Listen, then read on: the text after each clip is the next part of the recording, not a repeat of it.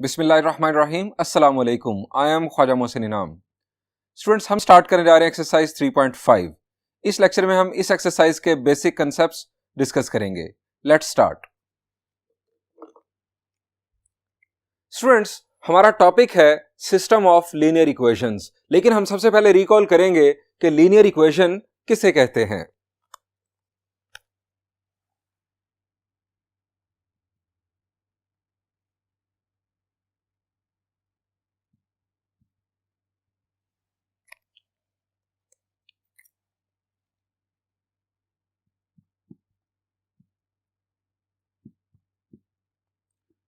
An equation of the form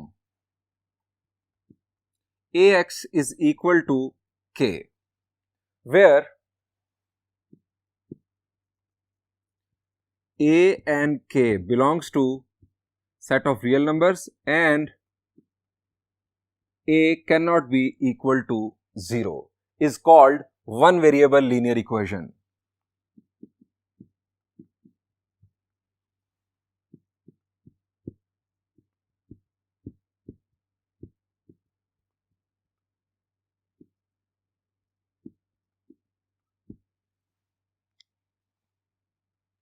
students, इसकी example discuss करते हैं साथ ही।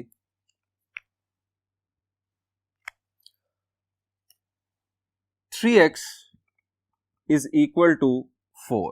स्टूडेंट्स, ये है वन वेरिएबल लीनियर इक्वेशन की एग्जांपल। स्टूडेंट्स, अगर हम बात करें टू वेरिएबल लीनियर इक्वेशन की तो उसकी शक्ल कुछ इस तरह की होगी। मैं इसको नाम दे रहा हूं वन का, यानी N equation of the form. अगर आप ये लिख देंगे तो ये बन जाएगी वन वेरिएबल लीनियर इक्वेशन की डेफिनेशन। अब नंबर 2 पर आते हैं। इसी पैटर्न पर ax plus by is equal to k, where a, b and k belongs to set of real numbers and इस दफा हमें टू वेरिएबल्स चाहिए, तो हम क्या लिखेंगे कि a और b दोनों को 0 नहीं होना चाहिए and a, b are not equal to 0 is called a two variable linear equation.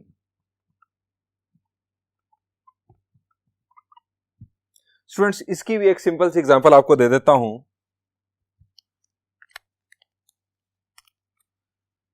2x plus 2y is equal to 4। यह है एक two variable linear equation. Students, इसी पैटर्न पर अगर मैं आपसे कहूं कि थ्री वेरिएबल लीनियर इक्वेशन की डेफिनेशन बनाएं, तो क्या आप बना सकते हैं? The answer is yes. बहुत ही सिंपल है। आप उसे लिखेंगे ax plus by plus cz is equal to k, कुछ इस तरह से। An equation of the form ax plus by plus cz is equal to k, where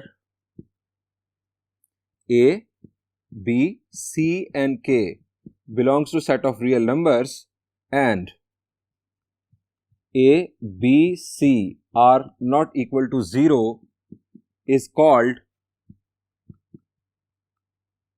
a three variable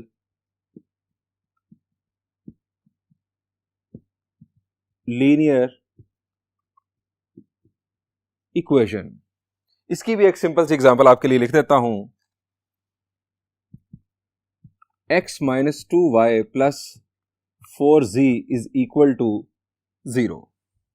यह है एक three variable linear equation. Students, आपको यह भी याद होगा कि जब हमने लीनियर इक्वेशन की बात की थी तो उस इक्वेशन के सॉल्यूशन की भी बात की थी। सॉल्यूशन कहते किसे हैं? शाबाश, मैं आपके सामने ये इक्वेशन रख रहा हूं। सॉल्यूशन किसे कहते हैं? शाबाश, रिकॉल करें। सॉल्यूशन अननोन की एक ऐसी वैल्यू होती है जो वो पुट की जाए, अगर उस इक्वेशन में पुट की जाए तो वो इक्वेशन सेटिस्फाई हो जाए। अब यहां पर मैं x की क्या वैल्यू पुट करूं कि लेफ्ट साइड और राइट साइड इक्वल हो जाए? शाबाश, x की क्या वैल्यू बनती है यहां से? अगर आपको x की वैल्यू मालूम करने के लिए कहा जाए तो x की वैल्यू बनेगी 4/3। अगर आप x की जगह पर 4/3 पुट कर दें कुछ इस तरह से, x की जगह पर 4/3 पुट कर दें तो 3 और 3 कैंसिल होगा, 4 इज इक्वल टू 4। ये जो 4/3 है ये इस इक्वेशन का सॉल्यूशन है।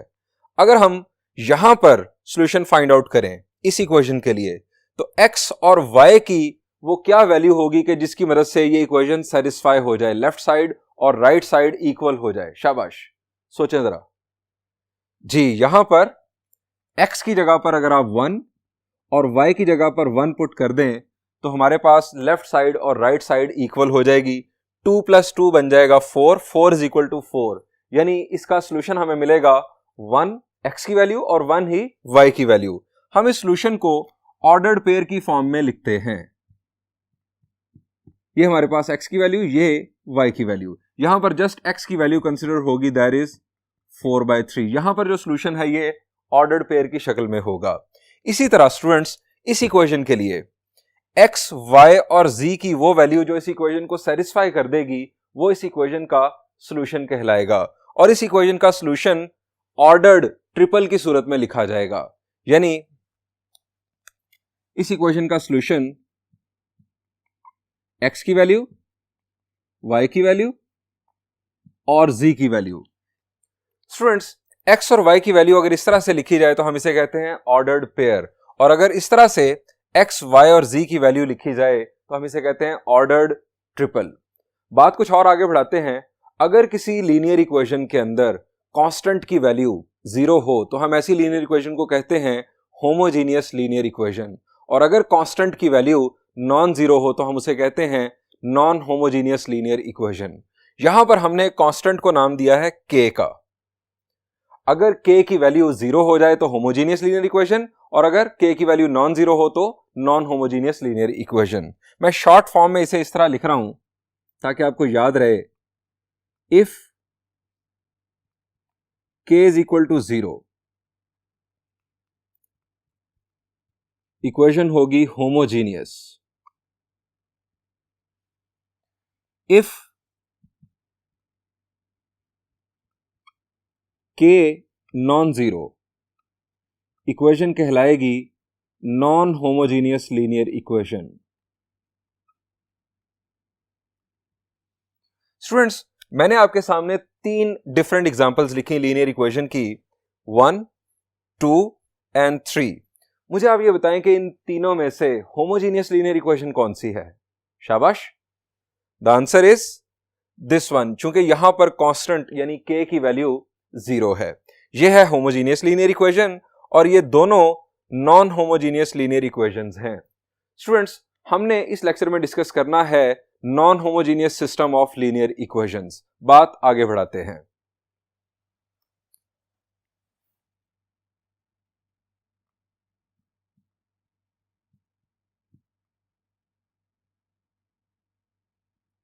Non homogeneous system of linear equations.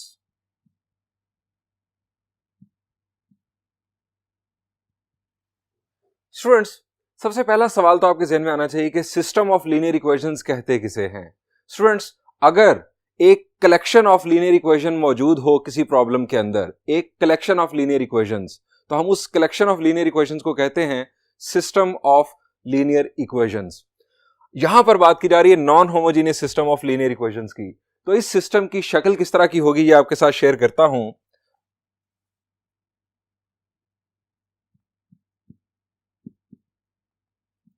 A system of the form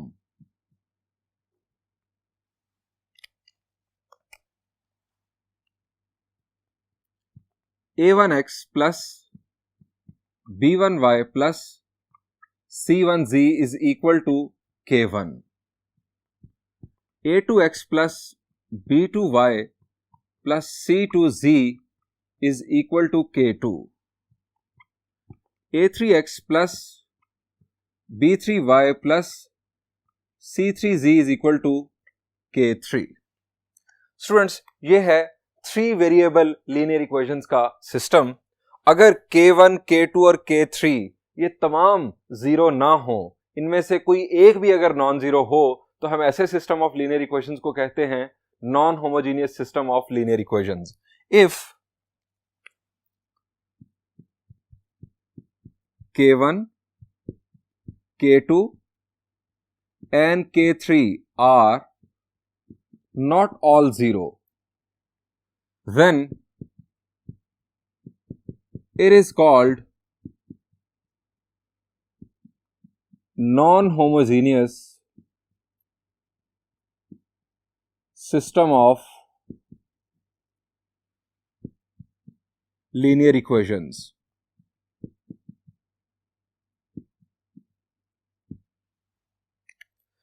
students, अगर K1, K2 और K3 तीनों 0 हो जाएं तो ये तीनों होमोजीनियस लीनियर इक्वेशंस बन जाएंगी, तब ये सिस्टम जो कहलाएगा ये homogeneous system of linear equations कहलाएगा। लेकिन अभी हमने बात करनी है सिर्फ और सिर्फ non homogeneous system of linear equations की।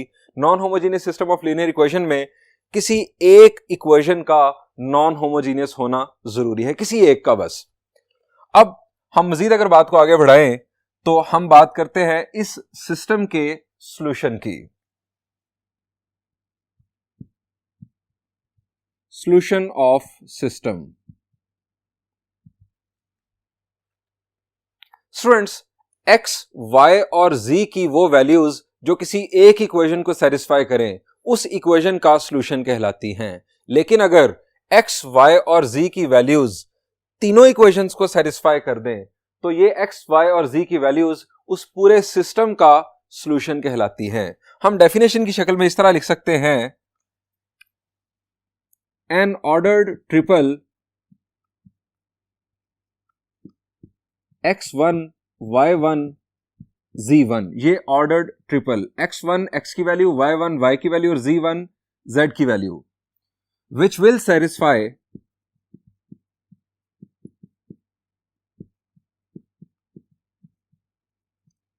all the equations of the system will be called solution of system of equations। Students, अब यह जरूरी नहीं है कि किसी सिस्टम का कोई एक ही सॉल्यूशन हो, यह भी हो सकता है कि उस सिस्टम के इनफाइनाइट नंबर ऑफ सॉल्यूशंस हों, यह भी मुमकिन है कि उस सिस्टम का कोई भी सॉल्यूशन एग्जिस्ट ना करता हो। सो इस पॉइंट को भी हम लिख लेते हैं,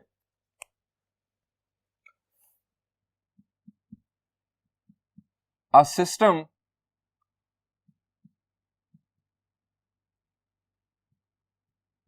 may have, in fact a non-homogeneous system। ये बात आपके जहन में रहे कि हम यहां पर non homogeneous system of linear equations की बात कर रहे हैं।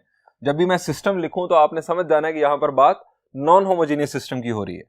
A system may have a unique solution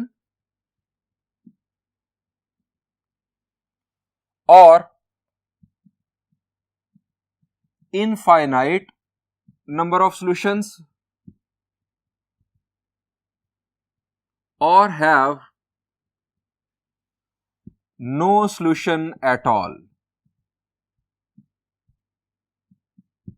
आसान अल्फाज में हो सकता है कि सिस्टम का सिर्फ और सिर्फ एक सॉल्यूशन हो जिसे हम कहते हैं यूनिक सॉल्यूशन, हो सकता है कि उसके इनफाइनाइट नंबर ऑफ सॉल्यूशंस हो, यानी जिस तरह मैंने आपको ऑर्डर ट्रिपल लिखकर दिखाया इस तरह के infinite number of order triples उसके लिए पॉसिबल हो, उसका सॉल्यूशन बनते हो। और यह भी हो सकता है कि उस सिस्टम का कोई सॉल्यूशन एग्जिस्ट ना करता हो। स्टूडेंट्स, अब एक और बात आपको याद रखनी है, एक और इनफैक्ट डेफिनेशन आपको याद रखनी है। ऐसा सिस्टम जिसका सॉल्यूशन एग्जिस्ट करता हो, चाहे वो यूनिक हो या इनफाइनाइट नंबर ऑफ सॉल्यूशंस हो, ऐसे सिस्टम को हम कहते हैं कंसिस्टेंट सिस्टम। और ऐसा सिस्टम जिसका कोई सॉल्यूशन एग्जिस्ट ना करता हो उसे कहा जाता है इनकंसिस्टेंट सिस्टम। सो दो डेफिनेशंस हैं, consistent system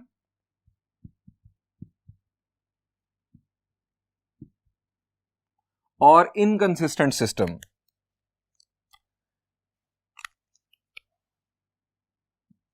consistent system, a system which have a unique solution or infinite number of solutions is called a consistent system, और दूसरी definition inconsistent system.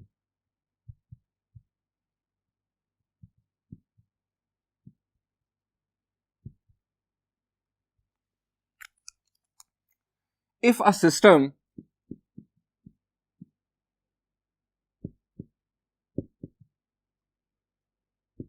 have no solution at all,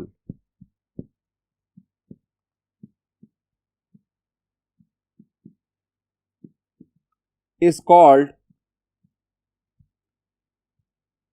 an inconsistent system.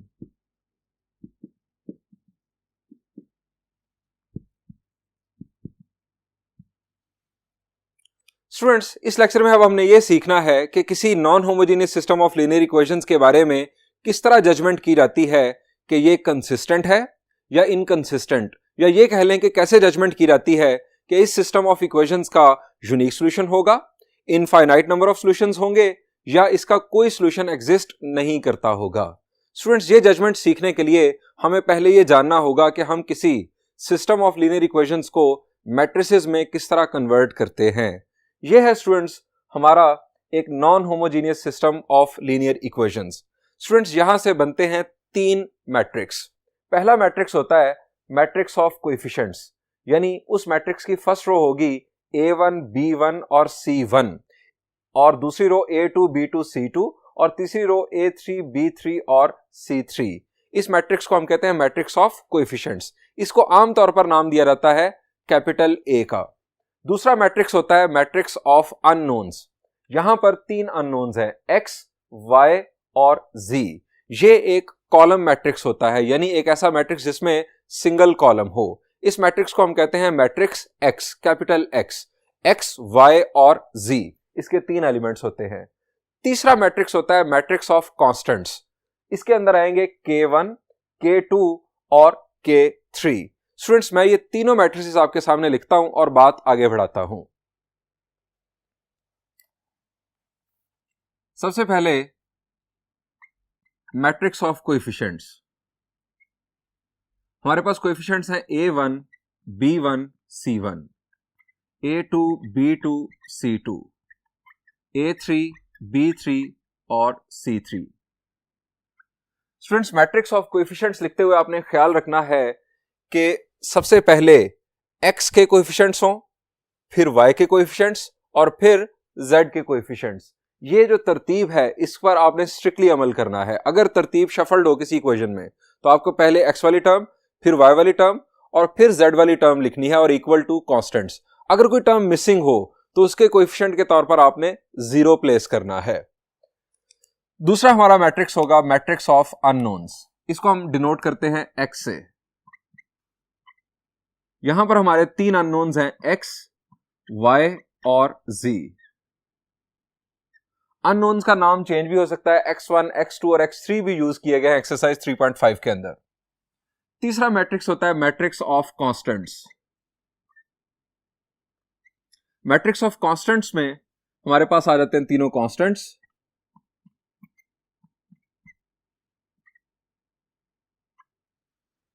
अब students, एक और matrix भी बनाया जाता है कि जब हम यूज करते हैं एशेलॉन फॉर्म और रिड्यूस एशेलॉन फॉर्म किसी सिस्टम ऑफ इक्वेशन को सॉल्व करने के लिए। ये मेथड हम इनफैक्ट डिस्कस करेंगे एक्सरसाइज 3.5 के अंदर। इस एशेलॉन और रिड्यूस एशेलॉन फॉर्म को यूज करने के लिए जो मैट्रिक्स हम यूज करते हैं that is called augmented matrix. अब ऑगमेंट करना कहते हैं बेसिकली ज्वाइन करने को, दो मैट्रिसेस को ज्वाइन करने को, शामिल करने को, इनफैक्ट एक मैट्रिक्स को दूसरे मैट्रिक्स के अंदर। तो ऑगमेंटेड मैट्रिक्स जो है उसमें हम किन दो मैट्रिसेस को ज्वाइन करते हैं जरा देखिए। ऑगमेंटेड मैट्रिक्स, इसको डिनोट किया जाता है A और साथ इस तरह से स्मॉल b। अब ये है मैट्रिक्स A और ये है इनफैक्ट मैट्रिक्स B। अब A के साथ B को शामिल कर दिया जाता है कुछ इस तरह से। पहले आप A लिख लें,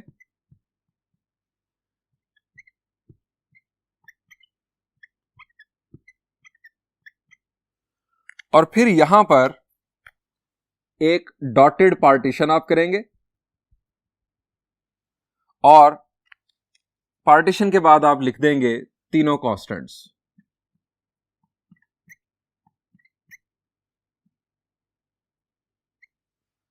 ये है स्टूडेंट्स हमारा मैट्रिक्स ए, ये है मैट्रिक्स बी। ये पूरा मैट्रिक्स कहलाता है ऑगमेंटेड मैट्रिक्स, जिसको हम ए बी का नाम देते हैं। स्टूडेंट्स ये तो हो गया सिस्टम ऑफ इक्वेशंस को मैट्रिसेस में कन्वर्ट करना। अब पूरे सिस्टम को मैट्रिक्स इक्वेशन में किस तरह से लिखा जाता है वो भी आपको बता देता हूं। कन्वर्टिंग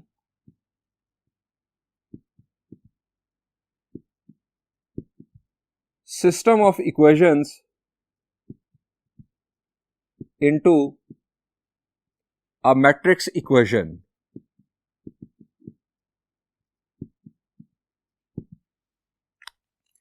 मैट्रिक्स इक्वेशन स्टूडेंट्स बनती है a x is equal to b। अब आपके जहन में सवाल आना चाहिए कि हम कैसे लिख सकते हैं किसी सिस्टम ऑफ इक्वेशंस को मैट्रिक्स इक्वेशन में। स्टूडेंट्स मैट्रिक्स a का ऑर्डर क्या है? शाबाश जी, ये है 3x3 ऑर्डर का मैट्रिक्स। मैट्रिक्स x का ऑर्डर क्या है? शाबाश, ये है 3x1 ऑर्डर का मैट्रिक्स। और मैट्रिक्स b भी 3x1 ऑर्डर का मैट्रिक्स है। अब मेरा सवाल आपसे यह है कि क्या मैं इस मैट्रिक्स को यानी मैट्रिक्स a को मैट्रिक्स x के साथ मल्टीप्लाई कर सकता हूं? शाबाश, द आंसर इज यस। पहले के कॉलम दूसरे की रोज के बराबर हैं। ये बीच वाले दो नंबर्स अगर सेम हो तो आप मल्टीप्लिकेशन परफॉर्म कर सकते हैं, मल्टीप्लिकेशन की जा सकती है। अब जो प्रोडक्ट मैट्रिक्स होगा उसका ऑर्डर क्या आएगा? शाबाश जी, ये है उसका ऑर्डर, यानी 3x1। अब होगा ये कि अगर आप मैट्रिक्स ए को मैट्रिक्स एक्स के साथ मल्टीप्लाई करेंगे तो आपके पास 3x1 ऑर्डर का मैट्रिक्स आएगा। राइट साइड पर भी 3x1 ऑर्डर का मैट्रिक्स जो कि मैट्रिक्स ऑफ कांस्टेंट्स है। आप कोरेस्पॉन्डिंग एलिमेंट्स को जब इक्वेट करेंगे तो जो फर्स्ट रो होगी उससे आपको फर्स्ट इक्वेशन मिल जाएगी, जो फर्स्ट सेकंड रो होगी उससे आपको सेकंड इक्वेशन मिल जाएगी और थर्ड रो से आपको थर्ड इक्वेशन वापस मिल जाएगी। यानी आप इंटरचेंज कर सकते हैं सिस्टम को इक्वेशंस में और इक्वेशन को मैट्रिक्स इक्वेशन को इनफैक्ट सिस्टम में। स्टूडेंट्स ये सीखने के बाद अब हम ये जानते हैं कि हम किसी सिस्टम ऑफ इक्वेशन की जजमेंट किस तरह करते हैं कि उसका यूनिक सॉल्यूशन है, उसके इनफाइनाइट नंबर ऑफ सॉल्यूशंस हैं या उसका कोई सॉल्यूशन एग्जिस्ट नहीं करता।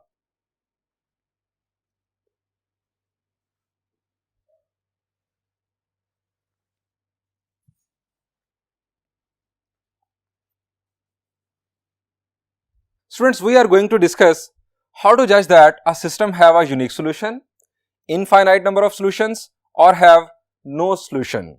सबसे पहले देखते हैं यूनिक सॉल्यूशन का case. If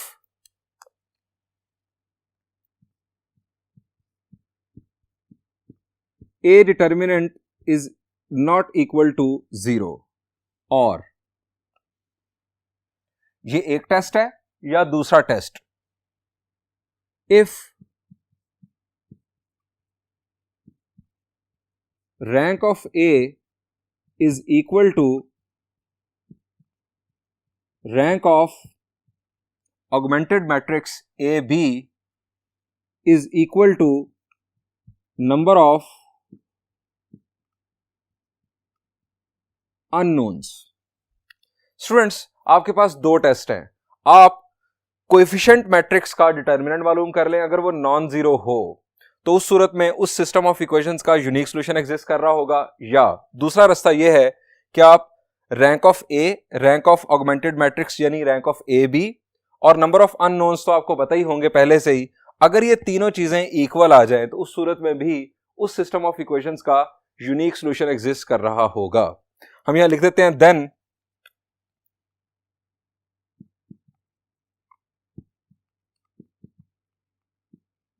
system will have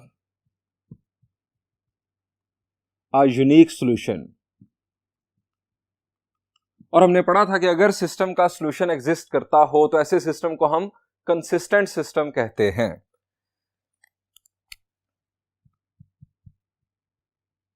system will be called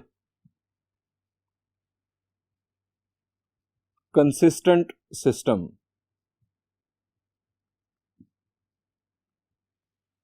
students, example की मदद से देखते हैं इस केस को।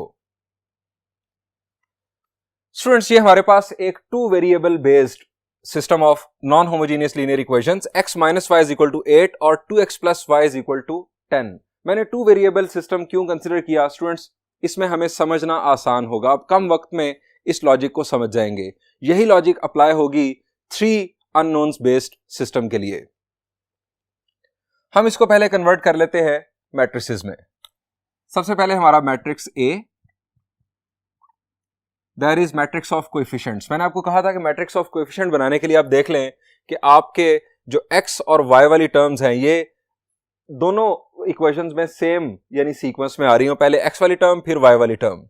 यहां पर हमारे पास 1 कोएफिशिएंट, यहां -1, यहां 2 और यहां पर 1। x हमारे पास x और y दो अननोन्स और matrix of constants that is b 8 and 10। और अगर बात की जाए ऑगमेंटेड मैट्रिक्स की तो वो बनेगा 1 -1 2 1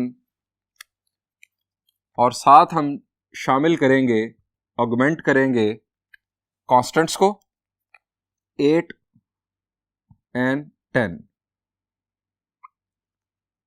स्टूडेंट्स, सबसे पहले मैं आपको टेस्ट 1 बताता हूं कि जिसमें हम अगर मैट्रिक्स A का डिटर्मिनेंट मालूम कर लें तो हमें पता चल जाता है कि सिस्टम का यूनिक सॉल्यूशन होगा या नहीं।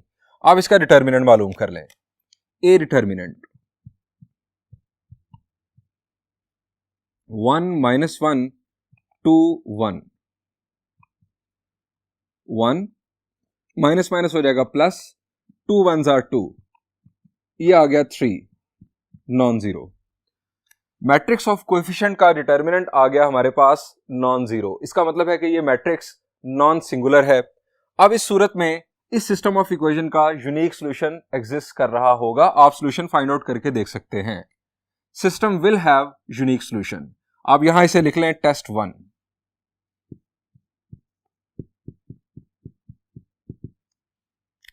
System will have unique solution.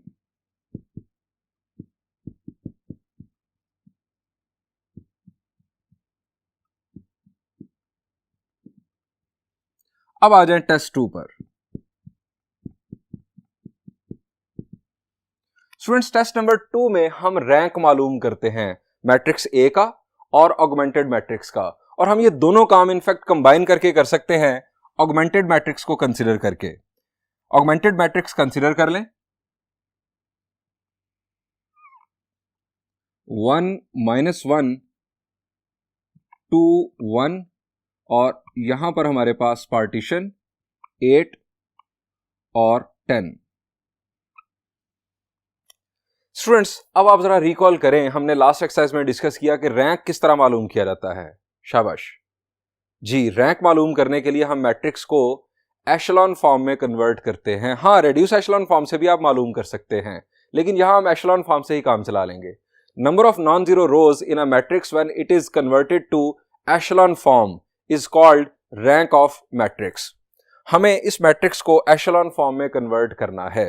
अब स्टूडेंट्स, यहां पर हमारे पास है 1, यहां पर 1 है, तो इस 1 की मदद से हमें यहां पर 0 बनाना है। यहां 0 बनाने के लिए हम क्या कर सकते हैं जी? क्या रो ऑपरेशन होगा? हम इसे 2 से मल्टीप्लाई करके इसमें से सब्ट्रैक्ट कर देंगे तो यहां पर बन जाएगा 0। यानी हमारा रो ऑपरेशन होगा R2 - 2R1 row equivalent. First row as it is copy कर देंगे 1 -1 और 8। स्टूडेंट्स, 2 से मल्टीप्लाई किया फर्स्ट रो को और सेकंड रो में से सब्ट्रैक्ट करेंगे, 2 1s are 2, 2 - 2 विल बिकम 0। अब नेक्स्ट 2 1s are 2, ये आ जाएगा इनफैक्ट -2। 1 में से सब्ट्रैक्ट करना है, माइनस माइनस प्लस, ये बन जाएगा 3। 2 8s are 16, 10 - 16 will be -6।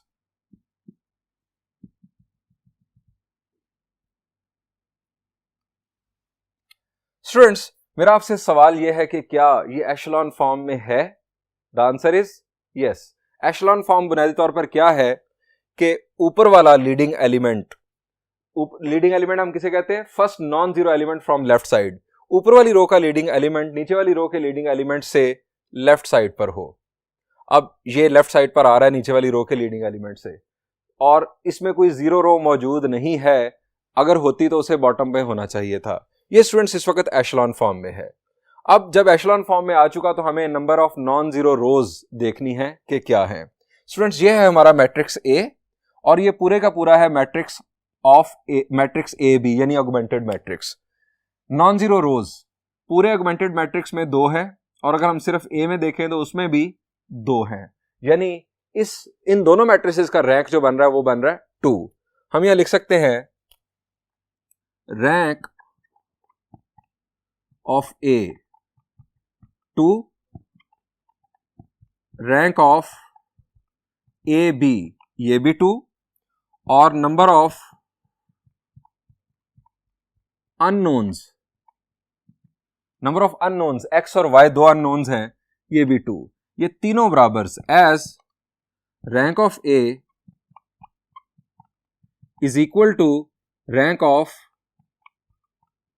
A B is equal to number of unknowns. So यानी ये दोनों 2 हैं, तीनों sorry. System will have a unique solution। अब आपको बता देता हूं कि वो यूनिक सॉल्यूशन हम किस तरह फाइंड आउट करेंगे। स्टूडेंट्स, ये हमारे पास ये कॉलम x के कोएफिशिएंट्स हैं, ये कॉलम y के कोएफिशिएंट्स हैं, और ये हमारे पास हैं कांस्टेंट्स। हम यहां लिखेंगे, अगर हम दोबारा से इस मैट्रिक्स को इक्वेशन में कन्वर्ट करें तो हम लिखेंगे 3y is equal to -6। 3y is equal to -6। 0x तो 0 ही हो जाएगा। यहां से हमारे पास y की वैल्यू आ जाएगी -2। दूसरी इक्वेशन हमारी बन रही है x minus Y is equal to 8। अब y की जगह पर y की वैल्यू अगर पुट करेंगे, x माइनस माइनस हो जाएगा +2 इज इक्वल टू 8। तो x is equal to 8 minus 2 will be 6। अब y की वैल्यू -2 और x की वैल्यू 6। ये स्टूडेंट्स हमारा है यूनिक सॉल्यूशन। और अगर हम इसे ऑर्डर्ड पेयर की फॉर्म में लिखेंगे तो इसे लिखा जाएगा 6 - 2। आप इस सॉल्यूशन को दोनों इक्वेशंस में ट्राई करके देख सकते हैं। लेट्स ट्राई 6 और -2।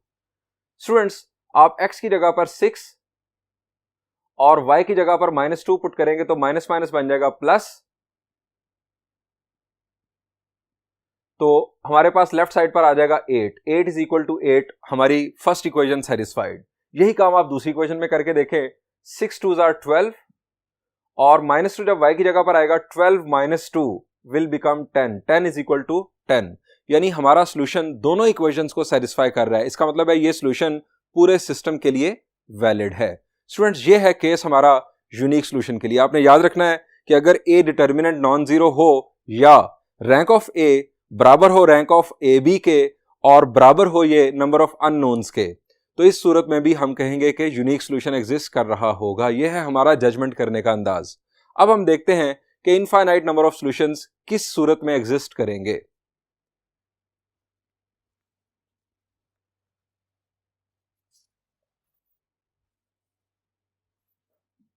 स्टूडेंट्स, अगर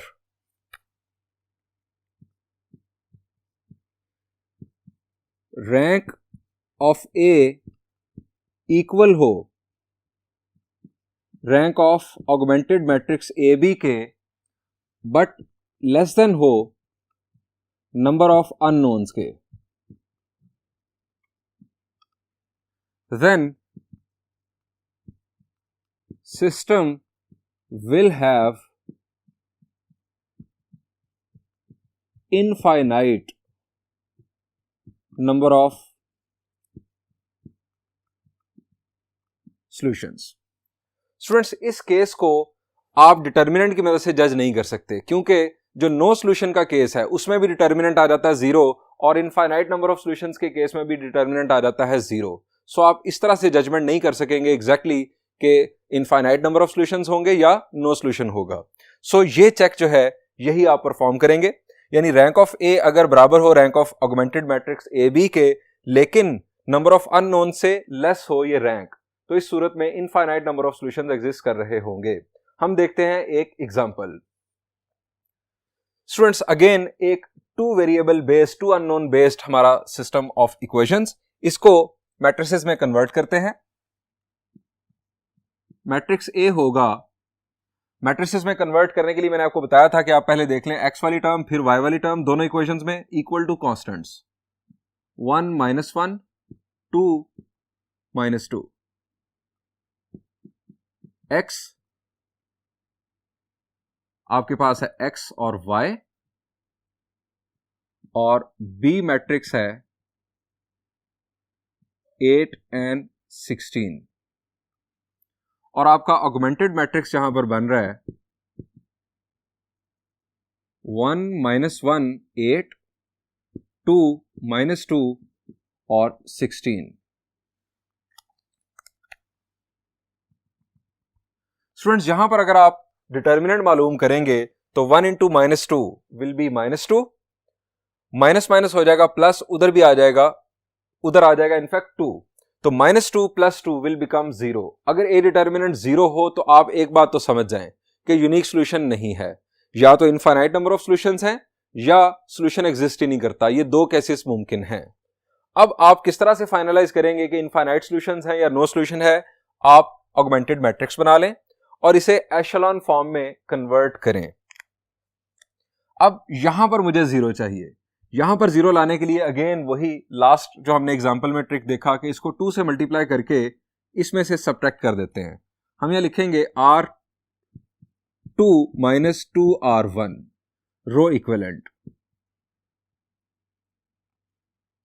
1 - 1 8, 2 1s are 2, 2 - 2 will be 0, 2 × -1 will be -2, और -2 में से इसको सब्ट्रैक्ट करना है तो माइनस माइनस हो जाएगा प्लस, यहां पर भी आ जाएगा 0, 2 8s are 16, 16 - 16 will be 0।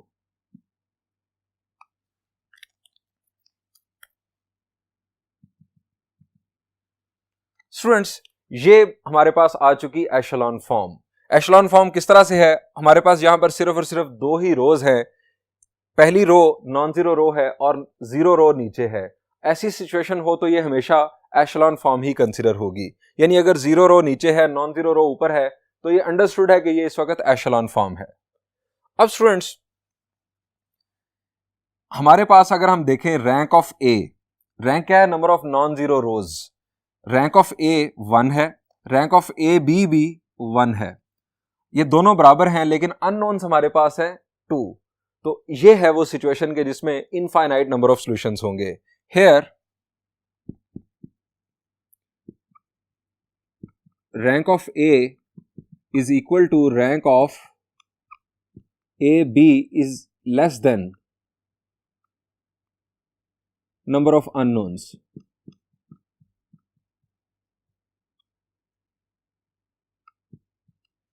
यानी ये हमारे पास 1, ये भी 1, लेस देन 2। तो इस सूरत में हमारे पास सिस्टम के इनफाइनाइट नंबर ऑफ सॉल्यूशंस होंगे। अब आपके ज़हन में सवाल आना चाहिए कि किस तरह से इनफाइनाइट नंबर ऑफ सॉल्यूशंस पैदा होंगे। स्टूडेंट्स इस मैट्रिक्स को दोबारा इक्वेशन में कन्वर्ट कर दें। यहां पर हमारे पास आएगा, ये चूंकि x का कोएफिशिएंट है, ये y का coefficient, x - y is equal to 8, x - y is equal to 8। यहां से हमारे पास 0 इज इक्वल टू 0 आ रहा है। अब x की वैल्यू है students in terms of y, या y की value in terms of x आप लिख सकते हैं। स्टूडेंट्स अब यहां पर आप y की कोई भी वैल्यू पुट करें, कोई भी वैल्यू पुट करें रियल नंबर्स में से, उसकी बेस पर जो x की वैल्यू आएगी वो दोनों वैल्यूज x और y की वैल्यूज वो इस इक्वेशन को सेटिस्फाई कर रही होंगी और वो दूसरी इक्वेशन को भी सेटिस्फाई करेंगी जो हमारे पास ये मौजूद है। अब यहां पर क्या है, आप x की वैल्यू y की वैल्यू फर्ज करें 0 आपने कंसीडर की, तो y की वैल्यू जब 0 होगी, ये हम एक टेबल बना लेते हैं, y की वैल्यू जब 0 होगी तो x की वैल्यू आपके पास आ जाएगी 8, हमारे पास एक ऑर्डर्ड पेयर बन जाएगा 8,0। y की वैल्यू अगर 1 होगी तो x की वैल्यू आ जाएगी 8 + 1 9। मैं अभी रियल नंबर्स में से कुछ वैल्यूज चूज कर रहा हूं, वरना 0 और 1 के दरमियान भी इनफाइनाइट रियल नंबर्स मौजूद हैं। y की वैल्यू आप 2 कर दें तो x की वैल्यू बन जाएगी 10। स्टूडेंट्स, ये हमारे पास सॉल्यूशंस आते चले जा रहे हैं। अब आप किसी भी सॉल्यूशन को ट्राई कर सकते हैं दोनों इक्वेशंस में। आप फर्स्ट इक्वेशन में 8 और 0 को ले आए। 8 - 0, 8 = 8, हमारे पास फर्स्ट इक्वेशन सेटिस्फाइड। दूसरी इक्वेशन को ट्राई करें। 8 2s are 16, 16 - 2 × 0, यानी x की जगह पर आप 8 पुट कर रहे हैं और y की जगह पर 0। 8 2s are 16, 16 - 2 × 0 is 0, 16 = 16।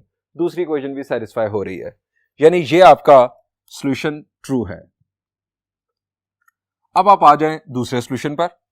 दूसरा सॉल्यूशन है 9 1। 9 - 1 = 8, 9 2s are 18, 18 - 2, चूंकि y की वैल्यू है 1, 18 - 2 is 16। ये सॉल्यूशन भी ट्रू है।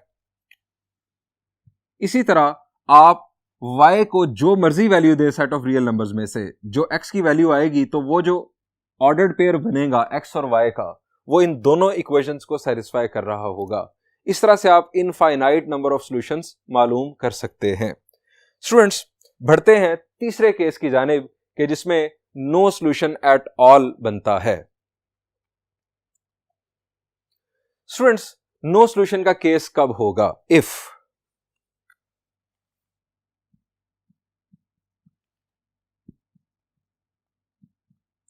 rank A is not equal to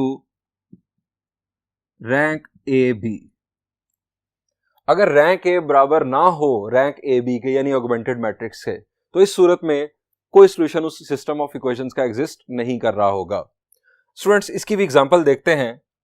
example है हमारे पास 4x - y = 4 और 8x - 2y = 5।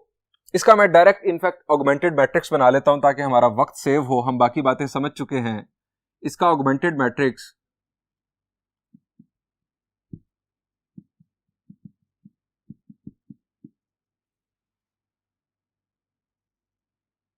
4 - 1 और 4, 8 - 2 और 5। स्टूडेंट्स, ये जो इसका हिस्सा है, इतना पार्ट, ये है इनफैक्ट ए, और अगर हम टोटल कर लें, ये टोटल अगर हम कर लें तो ये है हमारे पास ऑगमेंटेड मैट्रिक्स ए बी। अब हमें इसे एशेलॉन फॉर्म में कन्वर्ट करना है। स्टूडेंट्स, यहां पर मुझे 0 चाहिए। आप यहां पर 1 बना लें तब भी दुरुस्त है, अगर ना भी बनाएं तब भी काम चल जाएगा, तब भी आप एशेलॉन फॉर्म में कन्वर्ट कर सकते हैं। यहां पर 0 लाने के लिए क्या करें जी? इसको 2 से मल्टीप्लाई करके हम इसमें से सबट्रैक्ट कर देते हैं, यानी हमारा जो रो ऑपरेशन होगा वो होगा R2 - 2R1। अब row equivalent, first row as it is copy कर दें। 2 4s are 8, 8 - 8 is 0, 2 1s are, in fact -1 है तो -2, -2 में से सबट्रैक्ट करेंगे, -+ -2 + 2 will become 0, 2 4s are 8, 5 - 8 will be -3।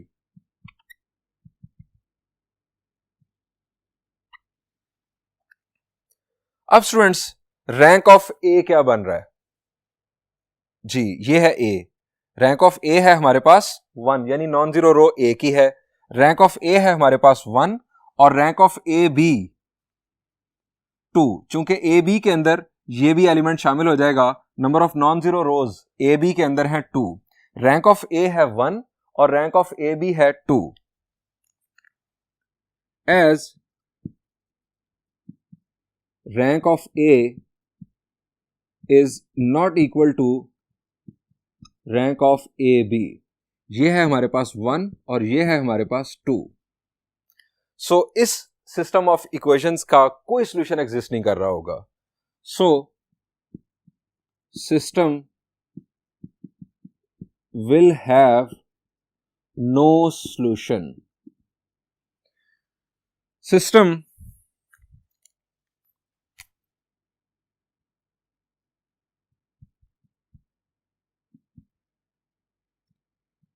will be